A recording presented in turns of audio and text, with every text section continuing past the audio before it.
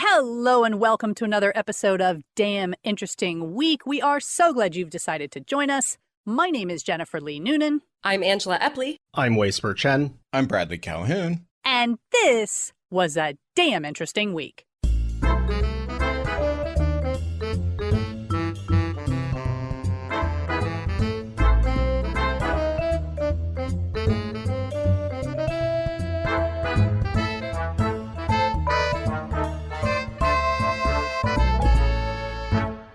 So let's get started with our first link. First link. Okay, from Popular Science, an important public service announcement, especially if you happen to live in Florida. Don't pick up frozen iguanas. Okay. I know it might be tempting, but when the temperatures drop, the reptiles basically get stunned. And they can fall from trees. Even in the mid-30s or upper 40s, that's enough to temporarily freeze an iguana. And that's because reptiles like iguanas are ectothermic, which means they rely on external environmental conditions to regulate their body temperature. By comparison, warm-blooded or endothermic animals like us, we have a much more consistent body temperature. So when it gets cold, iguanas can enter a dormant state called cold stunning. They slow down, they can fall from trees, but their critical body functions will all still be working, and they will continue to breathe. And so once the temperatures rise, they can just pop right back into action as if nothing happened. Now, iguanas can vary in size. In fact, they can grow up to 7 feet long. Whoa. And they can weigh upwards of 30 pounds. So if you are walking under palm trees in colder weather, getting hit by a reptile of that size could be dangerous for both of us, right? Now, if you see a frozen iguana on the ground, do not rush in to warm them up. I can't even believe this is an organization, but Joe Gonzalez from the Iguana Police, no hyperlink, so maybe that's a Google for later. I think that's a band. Yeah. But he said that relocating or interfering with an iguana can lead to even more problems. Gonzalez said if you capture an iguana in your own yard and don't move it anywhere else, that's probably fine. But if you relocate it, you are essentially taking your problem and dumping it somewhere else, which can have legal consequences, including fines. So, don't chuck it over the fence, but maybe move it so it's not out in the open would be okay. Yeah, and if it's public property, just let nature take its course, which means it'll warm up and he'll climb back in the tree or whatever. Because, it'll usually be fine once it gets over 50 degrees again. I'm trying to imagine a 7-foot iguana falling out of a tree and just I know. Absolutely braining you on the way down. I mean, it's hard as a block of ice theoretically at that point, too. So you're going to get spiked. I'm thinking of 1950s movies that were black and white and really terrible. Right, and it's clearly just a normal size iguana that they've filmed really up close. I also want to add that Iguana Police has 4.7 stars on Google reviews. So they're very popular. That's quite reputable. Okay. The top review says, I called Joe about a pregnant iguana residing in a palm tree in my backyard. 5 stars. Wait, there's no resolve to that, though? I just called him about it. They just called to chat, and he was like, yeah, cool. Bye-bye. It's a truncated review. I assume they resolved the problem. Right. Or maybe they just wanted to chat. Yeah, maybe they just wanted to talk pregno iguana. Okay. All right. Next link. Next link. This article comes to us from phys.org. It's titled, Bird Retinas Function Without Oxygen. Huh. So, in a study published today in Nature, the researchers show that the inner parts of the bird retina operate under chronic oxygen deprivation, relying instead on anaerobic energy production.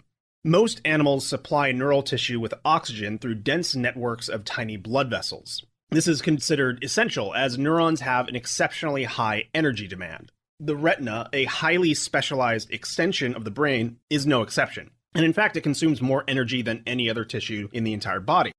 Birds, however, present a paradox. Their retinas are avascular, meaning they lack blood vessels within the retinal tissue itself. This feature is thought to improve visual acuity since blood vessels scatter light in its path to the photoreceptor. But how the retina survives without a blood supply has remained unknown. Biologist Christian Damsgaard, first author of the study and associate professor at Aarhus University in Denmark, said, according to everything we know about physiology, this tissue should not be able to function. For centuries, the prevailing explanation has been that a structure called the pecten oculi, a comb-like organ protruding into the vitreous body of the bird eye, supplies oxygen to the retina. The structure has been known since the 1600s, but its precise function has remained speculative. One reason, the researchers note, is that no one had directly measured oxygen levels in the bird retina under normal physiological conditions. Yeah, but that's crazy if you're trying to measure the oxygen in a bird's eye, like in the wild. You're not sedating it. That's weird. Yeah, in this scenario, they did actually use a veterinary anesthesia expert, and they found that the pectin does not deliver oxygen to the retina at all. Measurements showed that the inner layers of the retina exist in a state of permanent oxygen deprivation, with roughly half of the retinal tissue receiving no oxygen. So, if that's the case, how does it produce enough energy to function? Using spatial transcriptomics, the team mapped the expression of thousands of genes across thin sections of the retina, allowing them to see where specific metabolic pathways were active within the tissue. This data revealed a striking pattern. Genes involved in anaerobic glycolysis, the breakdown of sugar without oxygen, were highly active in the oxygen-deprived inner layers of the retina. The finding, however, raised yet another problem. Anaerobic glycolysis produces roughly 15 times less energy than oxygen-based metabolism per sugar molecule. The researchers showed that the bird's retina takes up glucose at much higher rates than the rest of the brain, and this led the team back to the pectin oculi. By revisiting their spatial transcriptomics data, the researchers identified high expressions of glucose and lactate transporters in the pectin, and they found the structure basically serves as like a metabolic gateway. It delivers large amounts of sugar into the retina and removes lactate back into the bloodstream. So it's not actually an oxygen supplier, it's more of a transport system for fuel in and waste out. And this discovery fundamentally changes the understanding of this structure, which we've misinterpreted for centuries. I mean, the other thing I'm thinking is that if there's all this extra glucose in the bird eyeballs, that must mean bird eyeballs taste really good. Delicious. Yeah, it's always the first thing the predators eat, so. Oh, yeah. This is caviar of the sky. Yeah. Next link. Next link. We'll stay in the animal world. This is from Ars Technica. Meet Veronica, the tool-using cow. Aww. Far Side fans, myself, might recall a classic cartoon called Cow Tools, featuring a cow standing next to a jumble of strange objects. The joke obviously being that cows don't use tools. That's why a pet cow in Austria named Veronica has caused a bit of a sensation. She likes to pick up random sticks and use them to scratch herself. According to a new paper published in the journal Current Biology, this is a form of multi-purpose tool use and suggests that cognitive capabilities of cows have been underestimated by scientists. I mean, that could be the Einstein of cows. It doesn't mean all cows are this smart. Yeah, it is a Mensa member, so that helps. Yeah. As previously reported, and we all know, tool use was once thought to be a defining feature of just humans. But meet Veronica. For all the scientific interest in animal tool use, there's been little to no cognitive research on the capabilities of livestock like cows. So Alice Osberger, a cognitive biologist at the University of Veterinary Medicine in Vienna, was intrigued when she watched the footage of Veronica's scratching behavior. It was clear that this was not accidental. With the owner's permission, they conducted a series of randomized trials with a deck scrub broom, chosen for its asymmetrical shape, placed in different orientations. The pair recorded 67 instances of Veronica using the broom over 7 sessions of 10 trials. Each time, Veronica used her tongue to lift the position of the broom in her mouth, clamping down with her teeth. This enabled her to use the broom to scratch otherwise hard-to-reach areas at the rear of her body. There's a picture of it and a video included in here where you can see her scratching her butt. Sign of intelligence. She seems to prefer the brush end, although she did use the other end depending upon which area of the body she was using. For example, she used the brush end to scratch her upper body, while using the stick end to scratch more sensitive lower areas like under her udders and belly skin flaps. She also anticipated her need to adjust her grip. So authors concluded that this behavior demonstrates goal-directed context sensing tooling. But her open, complex environment compared to most livestock and regular interactions with humans enabled her unusual cognitive abilities to emerge. Yeah, if you put somebody in prison, their cognitive abilities are going to go down because they just have no stimulation in their daily environment. So that makes sense. And that seems to indicate that a lot more cows could be smart, too, if we hugged them. Yeah. Yeah, the other implication is that beef gets a little bit trickier. Yeah. I got to tell you, I'm clearly hungry for lunch because every time you said meat Veronica, I was like, yeah, she is made of meat. Like, I was like, meaty. I will keep that to myself. But then I didn't. So no. It's cows like Veronica who are really moving the needle on human exceptionalism. Come on. It's on that note, next link. Next link. All right, next up, we've got sort of an anti-heist story from the BBC called Germany Returns Stolen Fragments of Bayeux Tapestry to France. So for those who may not be familiar with it, the Bayeux Tapestry is a very old and very large piece of embroidered horizontal art that tells the story of the Norman conquest of England in 1066, which is when William the Conqueror became king by seizing the throne from Harold Godwinson at the Battle of Hastings.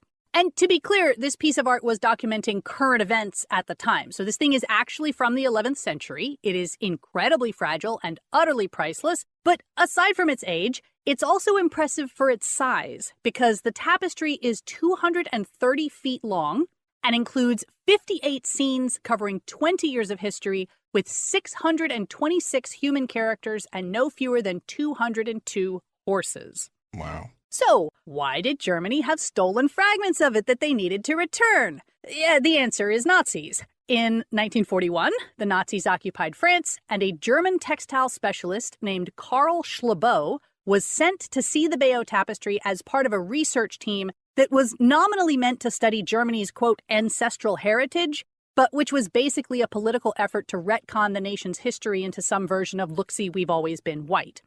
And the archivists who discovered these pieces believe that Schlabo basically took them for his own personal interest. They are genuinely tiny scraps, just a couple of centimeters long, and they've been cut from the backside of the tapestry, or basically the lining.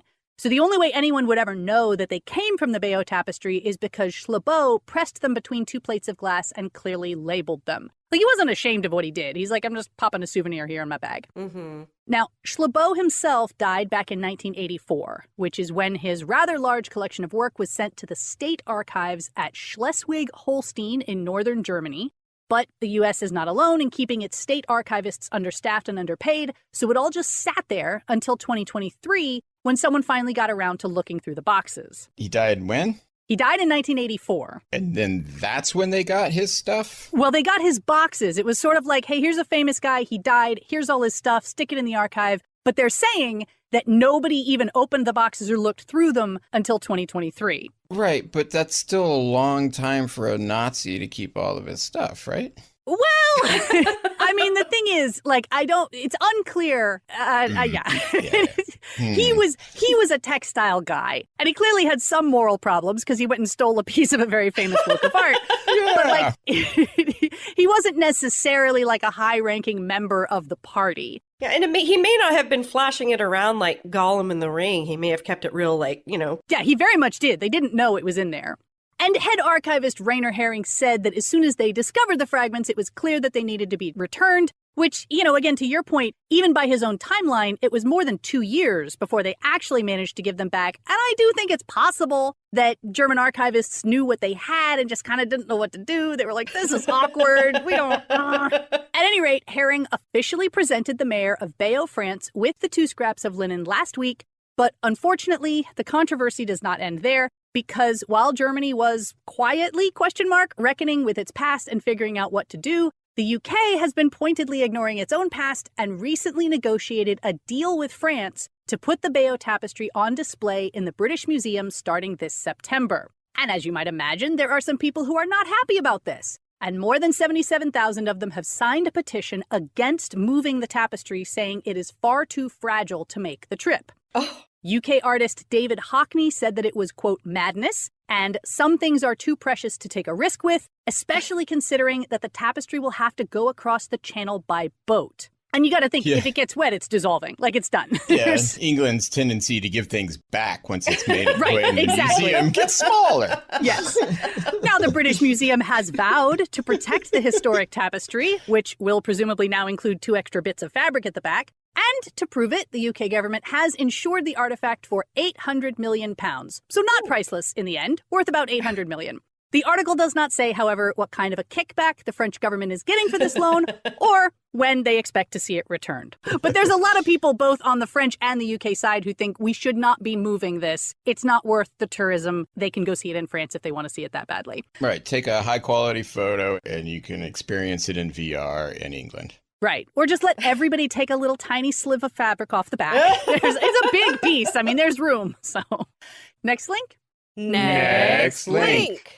All right, time for a little bit of a detour, courtesy of BBC, where we go inside the secret world of Japanese snack bars. I didn't imagine there was a whole world involved, but I'm ready to learn. That's pretty much the crux of this whole article. There are about 100,000 of these small dives hidden in plain sight across Japan. And now travelers are finally discovering these locals-only hangouts. They're usually run by an older woman who's known affectionately as a mama-san, or Ms. Mommy, I guess is the closest translation. But these snack bars are just nondescript, no-frills bars that serve light bites and drinks. Okay, they're actual, like, when you said snack bar, my American brain went to, like, some kind of granola bar. Right. Oh, I see. That's fair. These are more sort of like congregation areas. Like a place you actually go. Yes, exactly right. Yeah. And in part, they're so beloved because their main purpose isn't just the food or the booze, but it's to create a space where patrons feel comfortable enough to open up, engage in meaningful conversation, and genuinely connect, usually with the mama-san who presides over the room.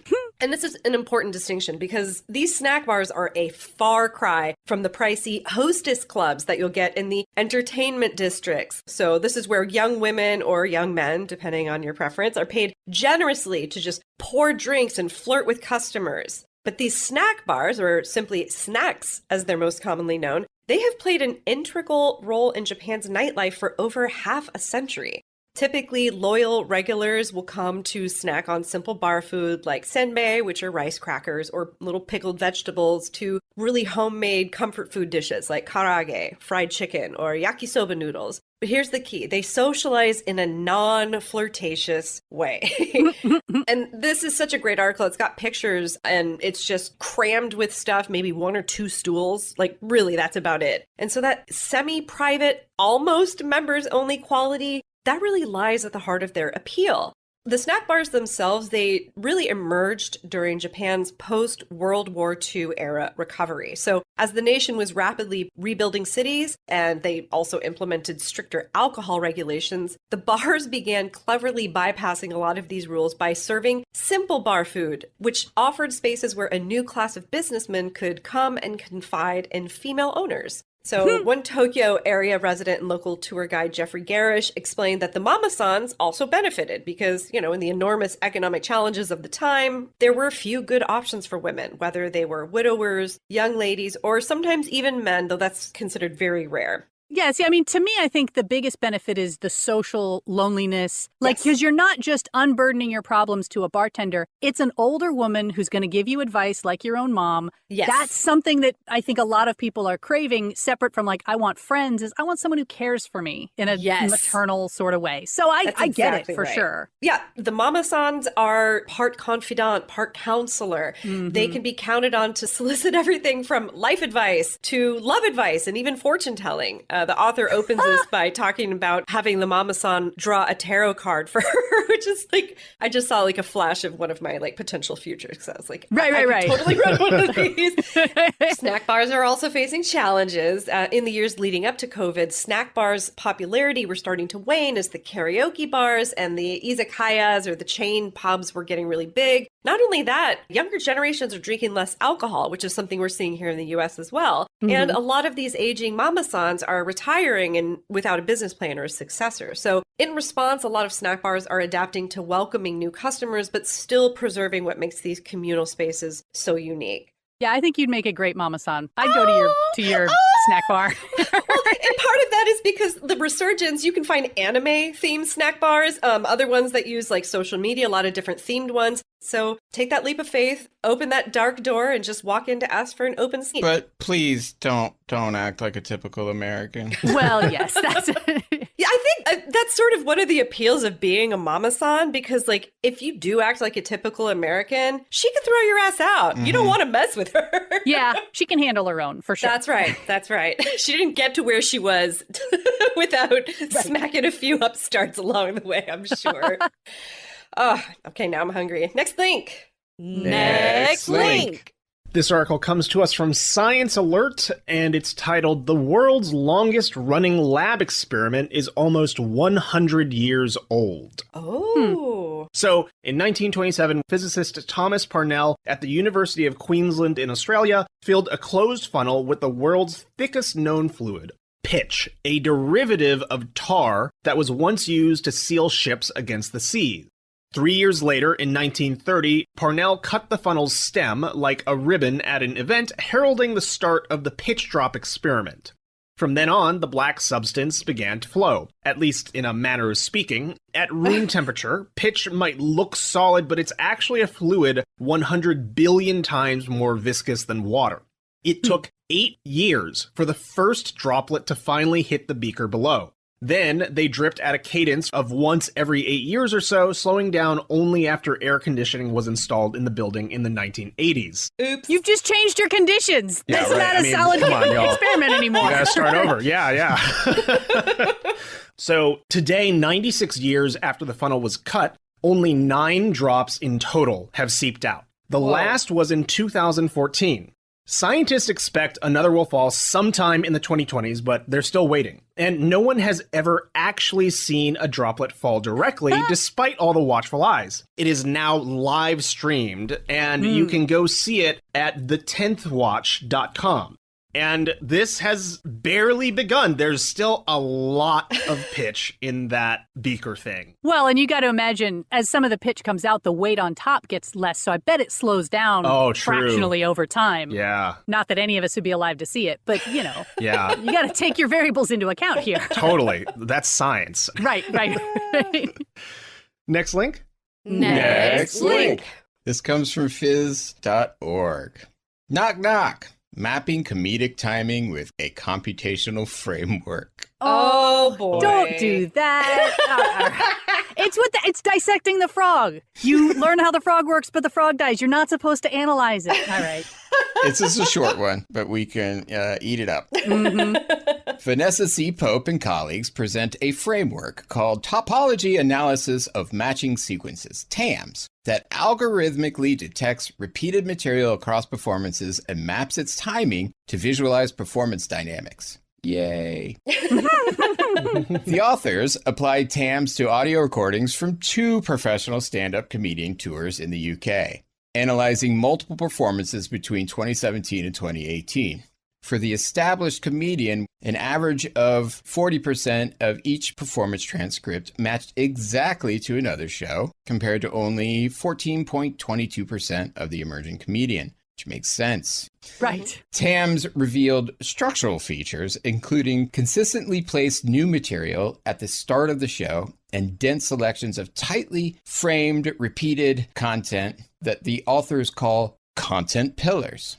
Hesitant sounds and apparent errors were used by both comedians as part of their recurring delivery. According to the authors, the methodology can be extended to analyze other repeated speech forms, including theater, dance, and music, and can highlight the diversity and skill of live artistic performances at a time when working artists face pressure from generative AI. Wait. Yeah, except you've just analyzed it. By standardizing no. It's the exact opposite. We're not looking to steal this and make our AI comedians more believable or our AI Hitler speeches more believable. I could see that being useful to reverse engineer anything that does get into like demagoguery. Like, can you help me create a demagogue filter? I gotta say, there's been some movement on that in general, in the sense that I have started getting ads on YouTube for expensive brands, like real established brands that are basically using what appear to be low-level influencers with bad audio talking about their products. And I very specifically think it's intentional that these people are not good and not speaking clearly and not well delivered, because they're like, well, this is how people are actually going to pay attention now, because if something's too slick, they ignore it. And that's fine, but it's also really frustrating because I'm like, you have a speech impediment. You shouldn't be a professional speaker. Stop it. Or even just confusing lo-fi with authenticity. Yeah, it's not any better because it's still a performative advertisement that I was served up at a high cost to the company. Yep, the kids like their lo-fi music these days. The rot is a spreading. Yeah. Skibbity, skibbity, skibbity. Hopefully it'll drip like really slow, like pitch, though. I want to know who the comedians were. They didn't name them, did they? No. I feel like it was Data and Joe Piscopo, if that Star Trek Next Gen series had any credence to it. I feel like the comedians didn't know because they wouldn't have taken part if they had known they were being analyzed. That's my guess. Or they'd say, okay, you can analyze me, but I get to make fun of you, and this is all material for my next set. Right. I'm going to put videos of your videos up here. Mock you incessantly. Yeah. Next link. Next link. All right, well, I've got one here from Science Alert, and it's called Mysterious Giants Could Be a Whole New Kind of Life That No Longer Exists. Oh. Now, unfortunately, they're being a little clickbaity with the headline here, because while these things are giant, they're not like humanoid giants. In fact, they're not mobile at all. So, prepare yourself for a little bit of a letdown, but not too much of one, because these things are really cool. And the best way to describe it, in my mind, which is probably not best for everyone, but here we go. Have you ever seen a fungus called dead man's fingers? Yes. Online, anyway. Right, just pictures of it. But they're called that because they grow in dirt, of course, but they look as if there is a zombie underground whose fingers are just starting to poke up through the surface. Now, imagine that they're 25 feet tall, and you're picturing an ancient species called Prototaxites. They grew in the swamps of the late Silurian period, about 400 million years ago, and their fossils were first discovered in the 1850s by geologist John William Dawson on the shores of Gaspé Bay in Quebec. Oh, I was hoping it'd be some kind of creek. Oh, God, sorry. That took me longer than it should. And Dawson thought they were the trunks of ancient trees and nicknamed them first conifers. But the more they found and the more they examined them, scientists started to realize that these things really didn't fit into the biological category of a tree. And some of the reasons are more subtle, but some are really obvious, like they definitely didn't have branches or leaves or anything like the structure of a plant. They were just these massive towers shooting up out of the ground. And by 2001, a paleontologist named Francis Huber declared that Prototaxites was most likely a giant fungus. This was backed up in 2017 by another study that claimed to identify textures that resembled the fertile structures of today's Ascomycota fungi. But not everyone is convinced. University of Edinburgh paleobotanist Alexander Hetherington says, quote, "We never find structures like that in living fungi."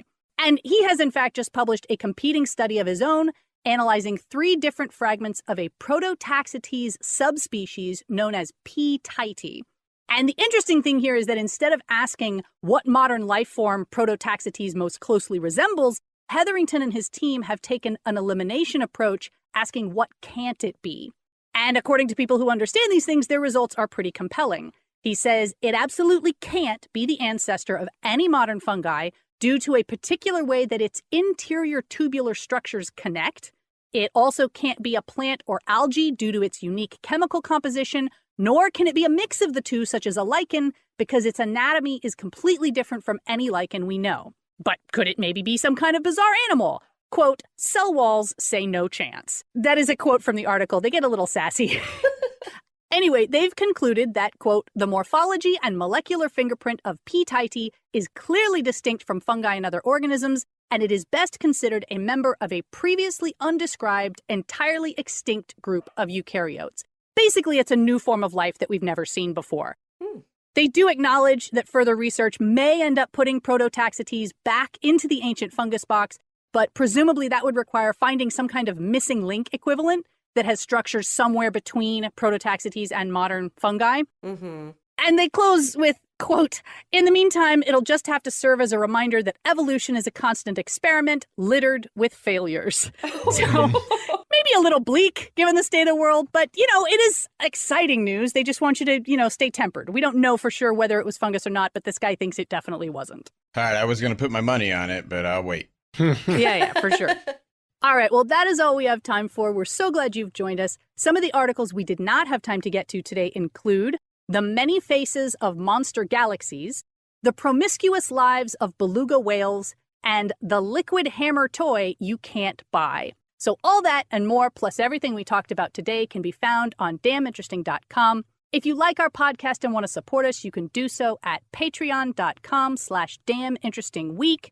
In the meantime, my name is Jennifer Lee Noonan. I'm Angela Epley. I'm Spurr-Chen. I'm Bradley Calhoun. And we hope you have a damn interesting week. Bye-bye.